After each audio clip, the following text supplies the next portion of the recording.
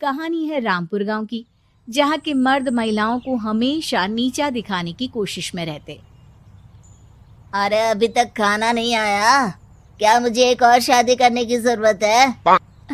नहीं जी नहीं, ऐसा मत करना, वरना मैं कहाँ जाऊंगी। खाना लेकर मैं अभी आई जी।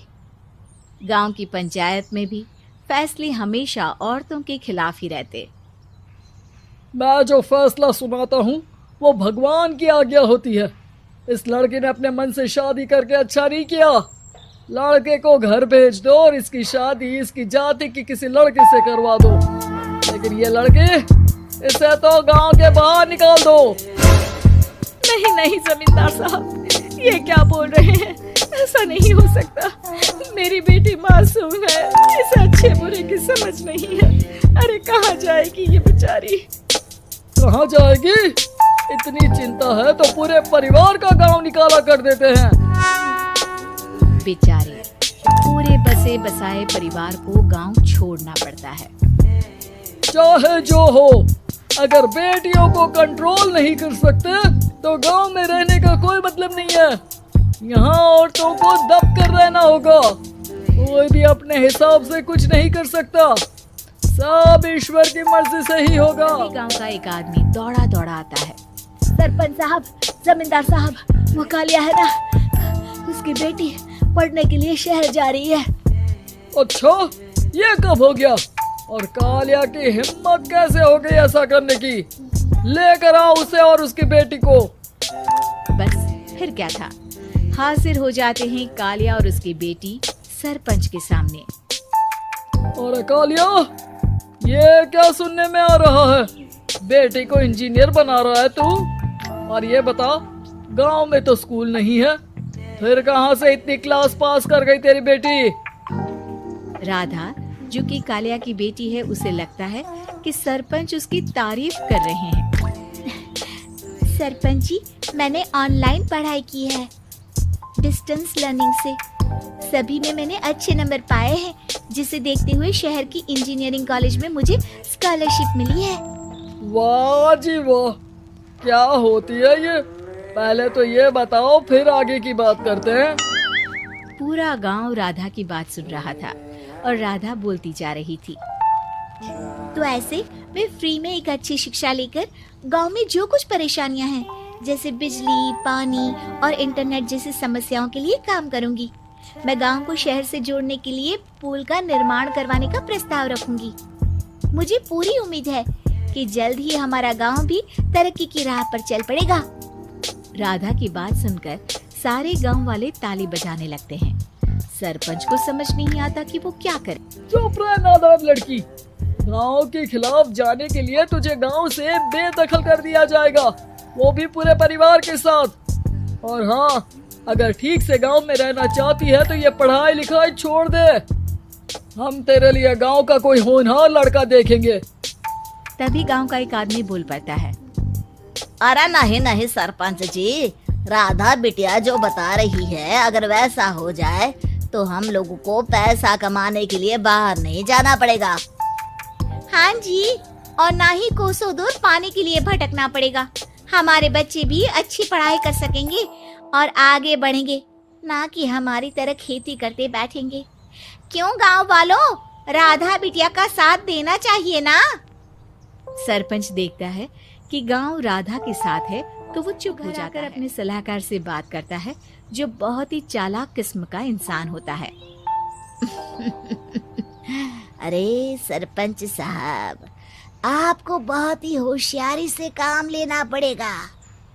एक बार गांव तरक्की कर गया, यहाँ के बालक पढ़ लिए तो कोई ना पूछेगा आपको। और फिर ये जो बेटा और बेटी है ना आपके, इनको भी आम लोगों की तरह ही जीवन जीना होगा। हाँ, लेकिन करे तो क्या करे? वो ना आप मुझ पर छोड़ दीजिए, बस मैं जैसा बोलूं करते जाइए। अगले रोज सुबह जब गांव वाले सोकर उठते हैं तो राधा के घर के बाहर और साथ ही वो लोग जिन्होंने राधा का सपोर्ट किया था, उन उनके घर के आगे लाल रंग से कल आऊंगी लिखा होता है। कल आऊंगी? ये क्या होता है? अरे यह तो खून से लिखा है, लगता है कोई भूत प्रेत या चुड़ैल का साया है। चलो सरपंच जी के पास तभी चलते हैं। सरपंच के पास जाकर उसे सारी बात बताते हैं। ओह, ये तो बड़ी मुश्किल की बात है। चलो, मैं एक बाबा को जानता हूँ, उन्हें बुला लेता हूँ। सरपंच बाबा को लेकर गांव के घर से बाहर जाता है। ओहो, तो ये वो चुड़ैल है जो उन लोगों को निशाना बनाते हैं जो गांव को बदलने का सपना देखते हैं। वो गांव को ऐसे ही संपन्न देखना चाहती है। वो नहीं चाहती कि कोई बाहरी यहाँ का कायाकल्प करे। क्या तुम लोगों में से किसी ने गांव को बदलने की सोच रखी है? तभी राधा की माँ रोते रोते आती है। मेरी राधा घर से गायब हो गई है। अरे कोई तो बचाओ, मेरी बच्ची कहाँ गई?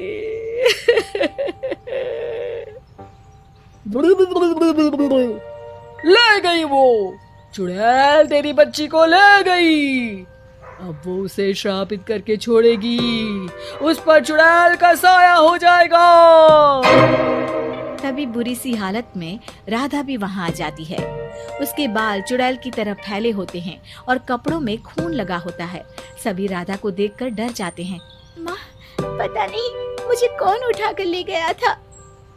अरे दूर दूर हो जा चुड़ैल, अब हम लोग इस गांव में नहीं रुकेंगे। अरे कैसी बातें कर रहे हैं आप? कल तो आप मेरे भरोसे गांव का हुलिया बदलने, अपने बच्चों को पढ़ाने और तरक्की उन्नति की बात कर रहे थे, तो आज क्या हो गया आपको? ये फिर तुम लोगों को बहकाएगी। ये चुड़ैल गांव में आ चुकी है, ऐसे ही ये तुम्हारे घर के बच्चों को भी ले जाएगी। गांव वाले राधा को गांव से बाहर निकाल देते हैं। उसके माँ बाप रोते रहते हैं, लेकिन गांव वाले नहीं मानते। मैं भी अपनी बहन के साथ गांव के बाहर रहूंगा, लेकिन वो पढ़ाई नहीं छोड़ेगी। वहीं सरपंच के घर पर सलाहकार कहता है, देखा, सांप भी मर गया और लाठी भी नहीं टूटी। लेकिन अगले ही दिन सरपंच के घर के बाहर भी वही शब्द लिखे होते हैं। और फिर सरपंच की बीवी कहती है, हमारी बेटी को किसी ने अगवा कर लिया है। तभी राधा का भाई वहाँ आ जाता है। अरे गांव वालों, मैंने सरपंच जी की बेटी को देखा था। वो चुड़ैल उसे उठाकर ले जा रही थी। अरे क्या मजाक कर रहे हो? नहीं नहीं सरपंच जी, आप नहीं जानते। वो चुड़ैल अब आपकी बेटी में आ जाएगी, जैसे राधा के अंदर आ गई थी। तभी सरपंच की बेटी वैसी ही हालत में वहाँ आती है जैसे राधा आई थी। पापा, पता नहीं कैसे मैं गायब हो गई थी। चुड़ैल, इसके अंदर भी चुड़ैल का साया है, मारो इसे।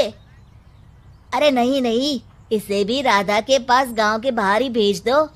अरे चुप रहो, मेरी बेटी कहीं नहीं जाएगी और चुड़ैल वुड़ैल कुछ नहीं होता है। कैसे बात कर रहे हो सरपंच जी? आप तो बोल रहे थे कि आपका फैसला भगवान का ज्ञान होता है, तो अपने पर बात आई तो अब आप ऐसे बोल रहे हैं। अरे ना ना ना, आपको अपनी बेटी को त्यागना ही होगा। अरे बुलाओ बाबा को। राधा का भाई बाबा को ले आता है, जिसे अब गांव वालों के डर के कारण सच बोलना पड़ता है। मैं कोई बाबा नहीं हूँ, मैं तो मोची था। ये सलाहकार महोदय ने मुझे कहा था एक्टिंग करने को। अब वो मुझे पैसे देने वाले हैं। अब मुझे माफ कर दो। गलती हो गई, मुझे माफ कर दो। तभी वहां राधा आ जाती है। देखा सरपंच जी, जब गांव के बच्चे साक्षर होंगे तो आप जैसे लोगों की चालाकी नहीं चलेगी।